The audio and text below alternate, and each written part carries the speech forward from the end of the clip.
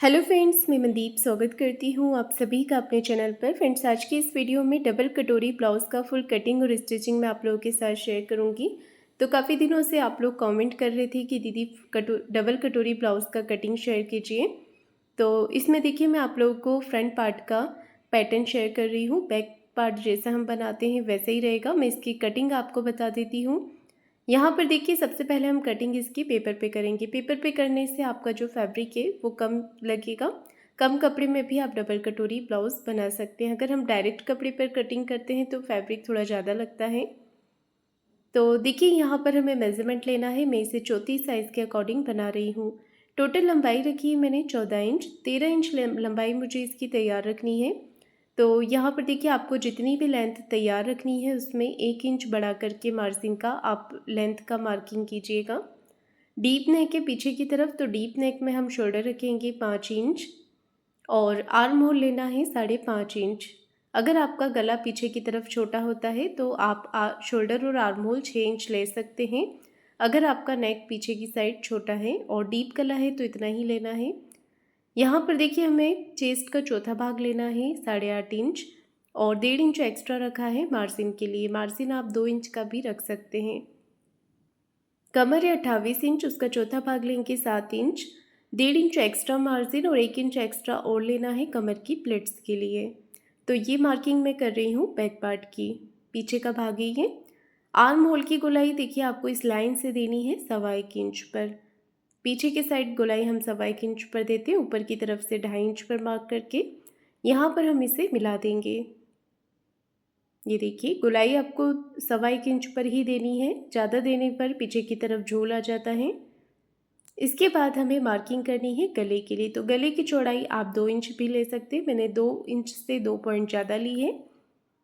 इसके बाद देखिए नेक की लंबाई रख रही हूँ 9 इंच और यहाँ से चौड़ाई रखिए 2.5 इंच। इस तरह से हमें चौकोर एक बॉक्स बना लेना है। पीछे का पार्ट जैसा आप बनाना चाहते हैं वैसा बना सकते हैं। मैं यहाँ पर सिंपल राउंड शेप दे रही हूँ इस तरह से।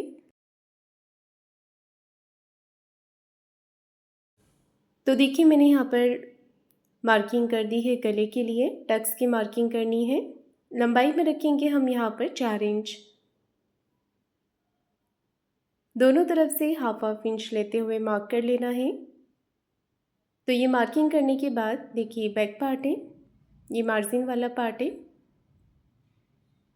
बैक पार्ट की मार्किंग मेरी पूरी हो गई है। इसके बाद हमने इसे कट कर लेना है।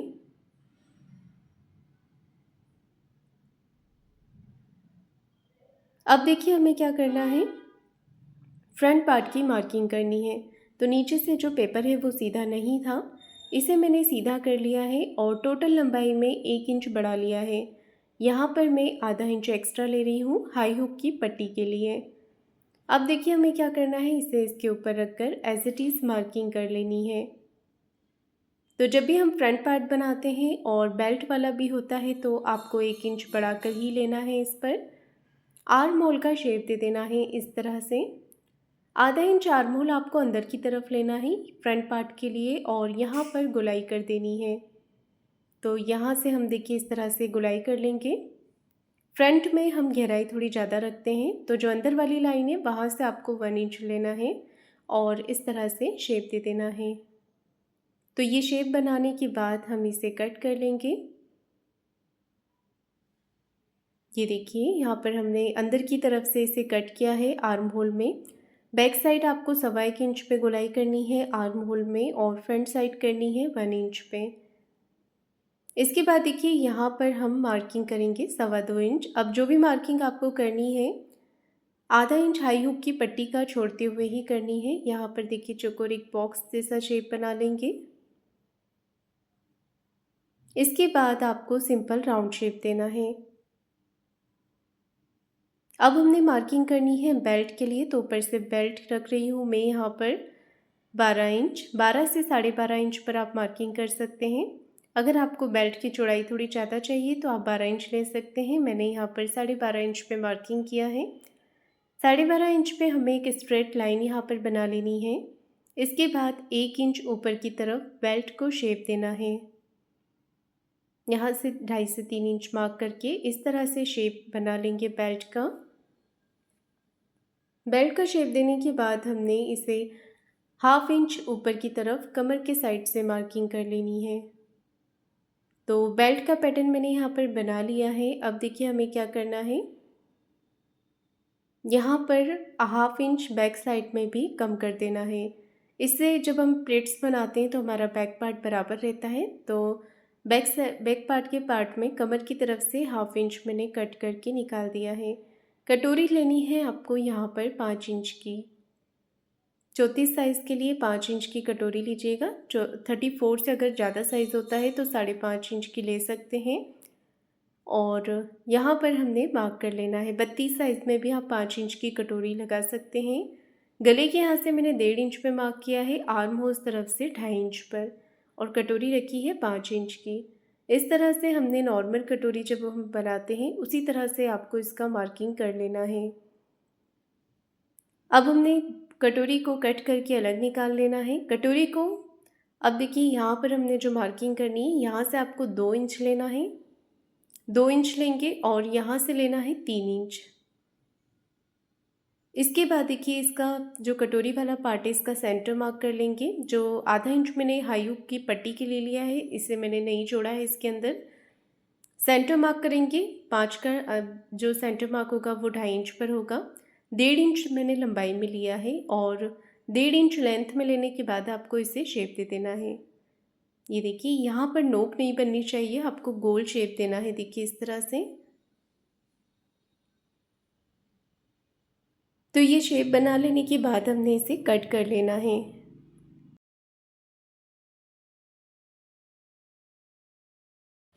ये देखिए कटोरी वाले पार्ट को कट कर लेंगे बीच में से। तो हमारी जो कटोरी है वो 2 पीस में हो गई है। इसे आपको कैसे बढ़ाना है वो मैं आगे बताऊंगी, किस तरह से आपको इसे बढ़ाना है फैब्रिक के ऊपर। तो देखिए डायरेक्ट आप चाहें तो कपड़े के ऊपर भी इसे बड़ा कर सकते हैं, पर मैं आपको पेपर पे ही बता देती हूँ कि इसे आपको कितना बढ़ाना है। तो अलग से मैंने यहाँ पर पेपर ले लिया है। पेपर लेने के बाद हमें इसे मार्किंग करनी है। तो जब हम इसे मार्क करेंगे तो बीच में 1 इंच का गैप रहेगा। ये देखिए 1 इंच को मैंने बीच में से लाइन बना दी है। तो आधा इंच हमारा ऊपर वाली कटोरी में ऐड हो जाएगा और हाफ इंच हमारा नीचे वाली कटोरी में ऐड हो जाएगा। ये हमारा सिलाई मार्जिन रहेगा। अगर आप आधा इंच से कम दबाते हैं सिलाई मार्जिन में तो आप कम भी ले सकते हैं। दोनों तरफ आपको बढ़ा लेना है 1-1 इंच। 1-1 इंच हमने दोनों तरफ से एक्स्ट्रा लिया है। अगर आप बड़े साइज़ में इसे बढ़ा रहे हैं तो आप 1.25 इंच एक्स्ट्रा लीजिएगा। 1 इंच एक्स्ट्रा लेने के बाद देखिए इसे नीचे की तरफ आपको मिला देना है और यहाँ से आपको हाफ इंच ऊपर की तरफ लेते हुए मिला देना है। इसे ड्रॉ हम वैसे ही करेंगे जैसे हम नॉर्मल कटोरी को करते हैं।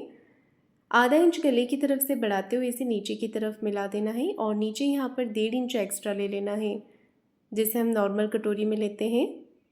1.5 इंच एक्स्ट्रा लेने के बाद आपको इस लाइन को इससे मिला देना है और इस लाइन को यहाँ पर मिला देना है।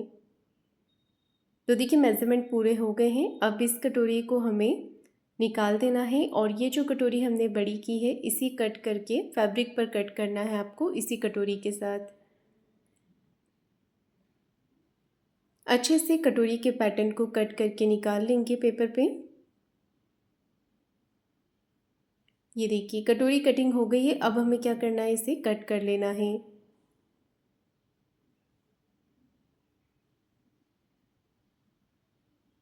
यहाँ से आपको जो पार्ट है देखिए ऊपर की तरफ लाइन बना लेनी है। ये पूरा हमारा डॉट रहेगा। यहाँ पर देखिए मैंने दोनों तरफ 1-1 इंच लिया है, पर आपको 1.5 इंच लेना है दोनों तरफ। मैंने बाद में इसे बढ़ा लिया था। तो दोनों तरफ से 1.5 इंच पे आपको मार्किंग करनी है। ये रहेगी हमारे टक्स की चौड़ाई। इस तरह से देखिए हम यहाँ पर मार्किंग कर लेंगे और इस कटोरी को बीच में से कट करके 2 पीस में कर लेंगे। कटोरी वाला पार्ट भी मेरा कटिंग हो गया है। अब हमें क्या करना है, इसे मेन फैब्रिक पर कट करना है। तो इस पार्ट को हमने कहीं से भी नहीं बढ़ाया है, एज इट इज़ ही रखकर मैंने इसे कट कर लिया है। ये देखिए बराबर से इसकी मार्किंग करने के बाद हमें बेल्ट को भी यहाँ पर मार्क कर लेना है। बेल्ट को भी मैंने कहीं से नहीं बढ़ाया है। दोनों पार्ट को बराबर से मार्किंग कर लेने के बाद इसे कट कर लेना है। ये देखिए इस तरह से बेल्ट और फ्रंट पार्ट कटिंग हो गया है। इसके बाद हमने कटोरी वाला पार्ट कट करना है। तो कटोरी वाला पार्ट आप कोशिश कीजिएगा क्रॉस कपड़े में कट करें, मेन कपड़े पर भी और अस्तर पे भी। जब हम कटोरी को क्रॉस में कटिंग करते हैं तो कटोरी हमारी स्ट्रेच होती है, मतलब पहनने पे इसकी फिटिंग बहुत ही अच्छी आती है। अगर कपड़ा नहीं होता है तो आप सीधे कपड़े में भी कटिंग कर सकते हैं, और अगर फैब्रिक है तो आप इसे क्रॉस कपड़े में ही कट कीजिएगा। तो यहाँ पर देखिए मैंने कटोरी को बढ़ा लिया है और अब हम इसे कट कर लेंगे। तो कटोरी का एक्स्ट्रा मार्जिन भी हमने पेपर पे बढ़ा लिया था, तो इसे भी मैंने एज इट इज ही कट किया है। सभी पार्ट को मेन फैब्रिक पर रखकर कट कर लेना है। तो अब मैं आपको इसकी स्टिचिंग करके दिखा रही हूँ। डॉट की मार्किंग मैंने यहाँ पर कर ली है। अब देखिए हमें यहाँ से इस तरह से इसे बराबर करके पहले मेन फैब्रिक और अस्तर पे रख लेना है। ध्यान रखिएगा दोनों पार्ट आमने सामने की तरफ आने चाहिए और जोड़ते समय भी गलती नहीं होनी चाहिए, इसलिए आप पहले ही इस पर मार्किंग कर लें। सभी पार्ट को हमें मेन फैब्रिक के साथ अटैच कर लेना है अच्छे से फिनिशिंग के साथ। तो ये कटोरी का मैंने ऊपर वाला पार्ट अटैच कर लिया है। अब इसी तरह से नीचे वाले पार्ट को भी मेन फैब्रिक के साथ हमने अटैच कर लेना है।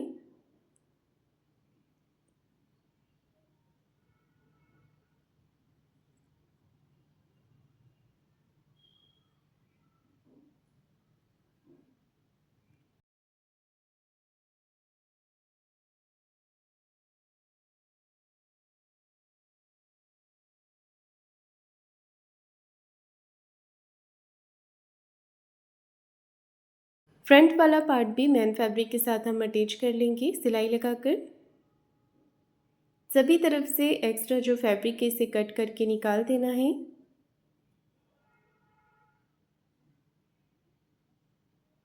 तो सभी पार्ट देखिए मेरे तैयार हो गए हैं। अब हमें कटोरी में डॉट लगाना है। तो इस तरह से देखिए मैंने यहाँ पर डॉट लगा दिया है और इसके बाद यहाँ पर भी डॉट लगाना है। तो डॉट की जो चौड़ाई रहेगी वो आपको सेंटर से 1.5 इंच की लेनी है। मैंने बाद में इसे बढ़ा लिया था। अब हमें कटोरी को जोड़ना है। तो यहाँ पर देखिए हम कटोरी को इस तरह से जोड़ लेंगे।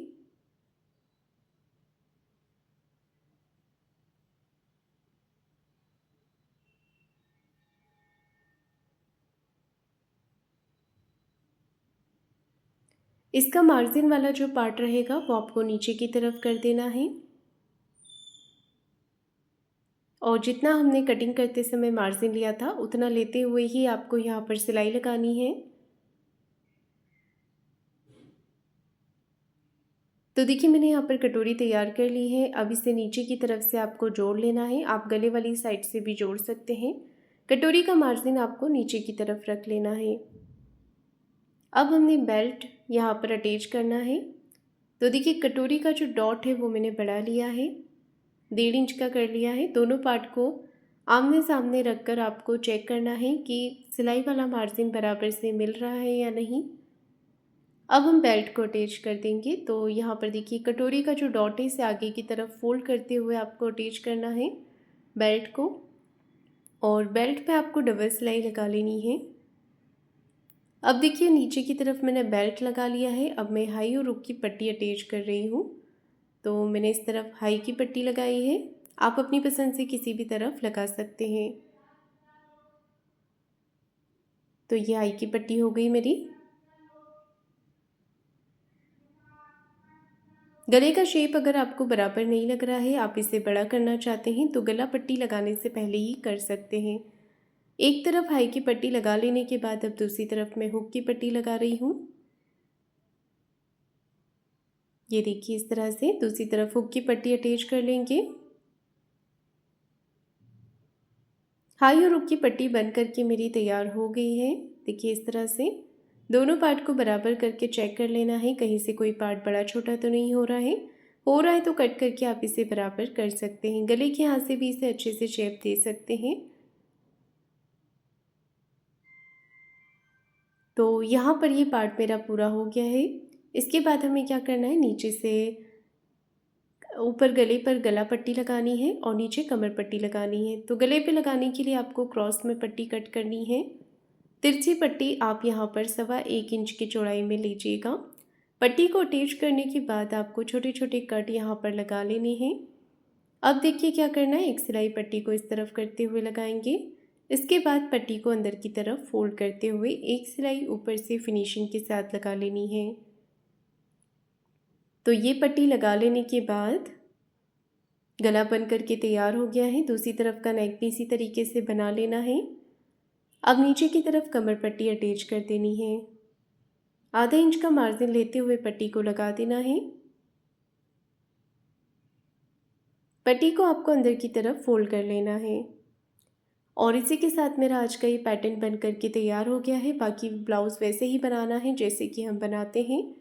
तो फ्रेंड्स, आपको आज का मेरा ये वीडियो कैसा लगा है मुझे कमेंट करके ज़रूर बताइएगा। वीडियो को लाइक शेयर ज़रूर कीजिएगा। चैनल को सब्सक्राइब ज़रूर करें। धन्यवाद।